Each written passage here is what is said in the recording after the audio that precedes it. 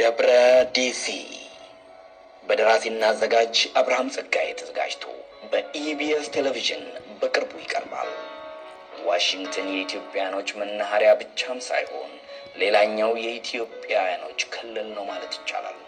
በዚህች ታላቅ ሀያል ሀገር ዋና ከተማ ዋሽንግተን ዲሲ የሚኖሩ ኢትዮጵያኖች እንዴት ናቸው?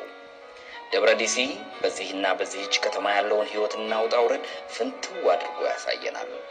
ደብረ ዲሲ በደራሲ እና አዘጋጅ አብርሃም ጸጋዬ ተዘጋጅቶ በኢቢኤስ ቴሌቪዥን በቅርብ ቀን ጠብቁን።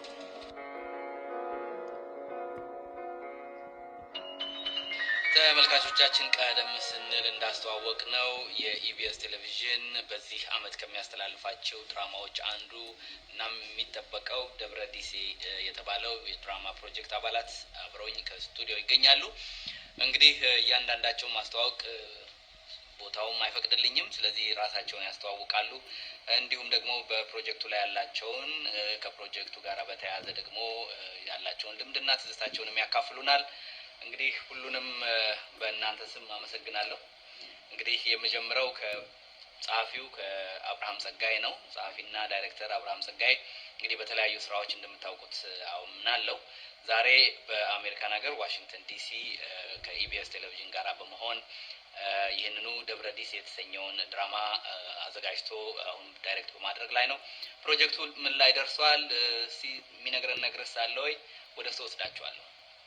እሺ፣ በጣም አመሰግናለሁ።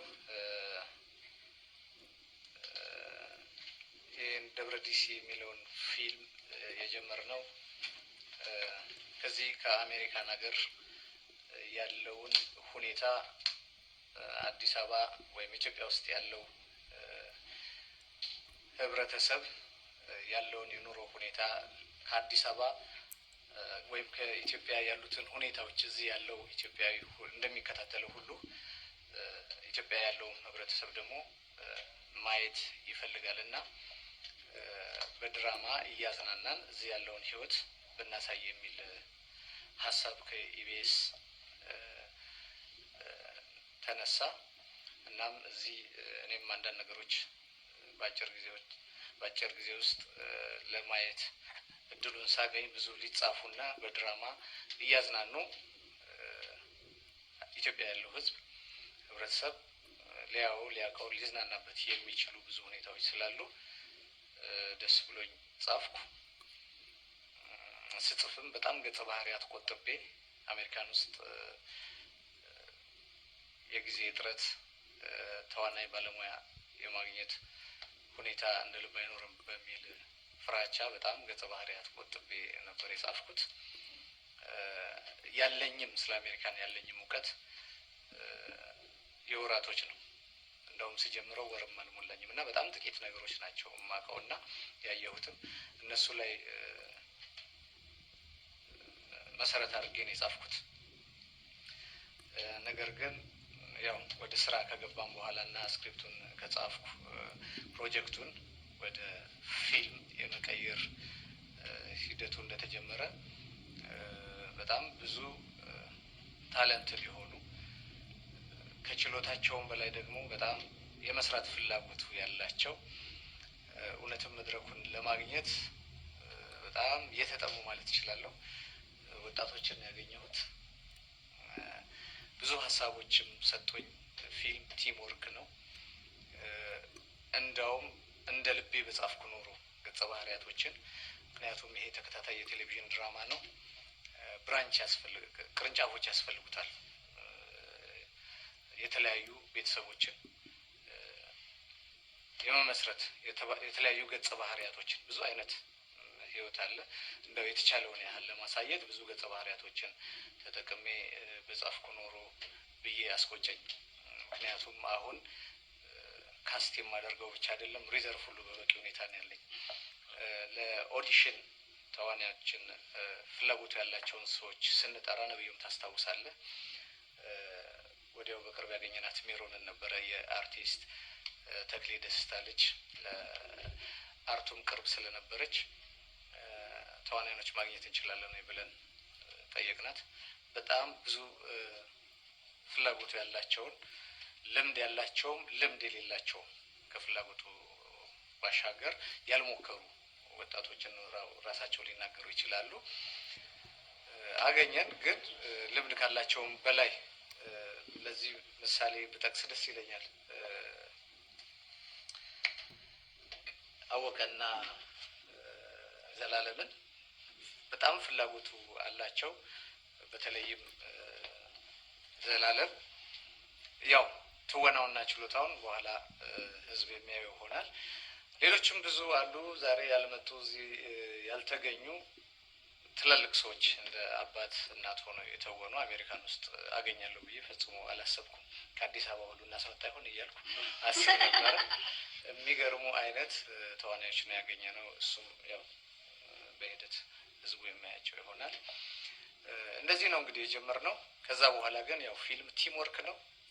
ብዙውን ነገሮች የሁሉም ሰው አስተዋጽኦ ያለበት፣ ሁሉም ሰው አሻሽሎት በጣም ደስ በሚል ሁኔታ ረክቼ እስካሁን ያለውን የፊልሙን 75% የአንድ ሲዝን ለ3 ወር የሚሆን 75%ን ቀርጸን ጨርሰናል። ኤዲቲንግም ብዙ ሄዷል። አሁን መስከረም ላይ ስርጭት መጀመር እንችላለን። ነገር ግን የቀሩትን እናጠናቅ በሚል ስሜት ነው የቆየ ነው። እንደዚህ ነው እንግዲህ እኔ ብቻዬንም አልጻፍኩትም፣ ብቻዬንም ዳይሬክት አላረኩትም። ከተጻፈም በኋላ ብዙ አሻሽለነዋል በጋራ። ዲሬክቲንጉም በጋራ ነው የምንሰራው። ሜሮንም ረዳት ዲሬክተር ነች። እሷም ሁለተኛ ዲሬክተር ብትሆንም ተዋናዮቹ በአጠቃላይ ራሳቸውን ዳይሬክት የሚያደርጉ ብቃት ያላቸው ተዋናዮች ናቸው። እንደዚህ ነው። እኔ አሁን በኃይሉ ለማ እባላለሁ።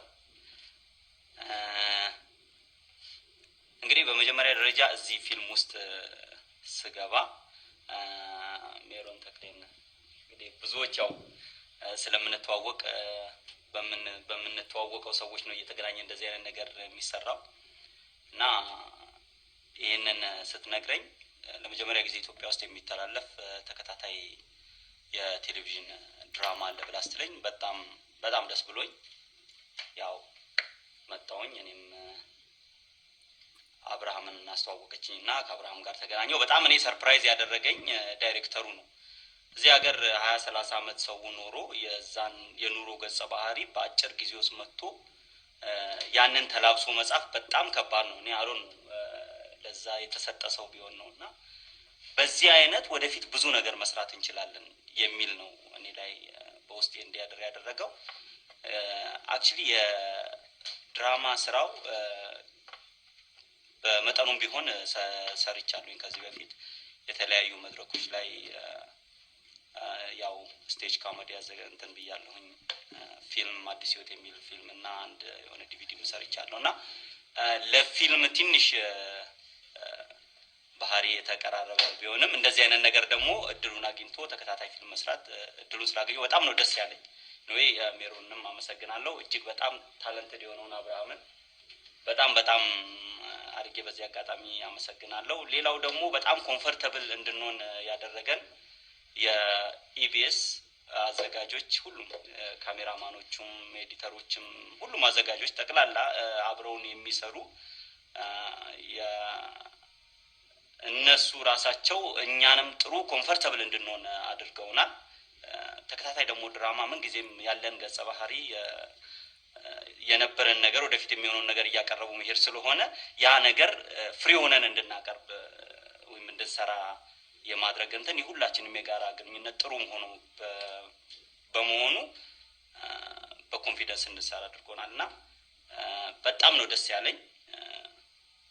ወደፊትም የበለጠ ስራ እንሰራለን ብዬ ተስፋ አደርጋለሁኝ።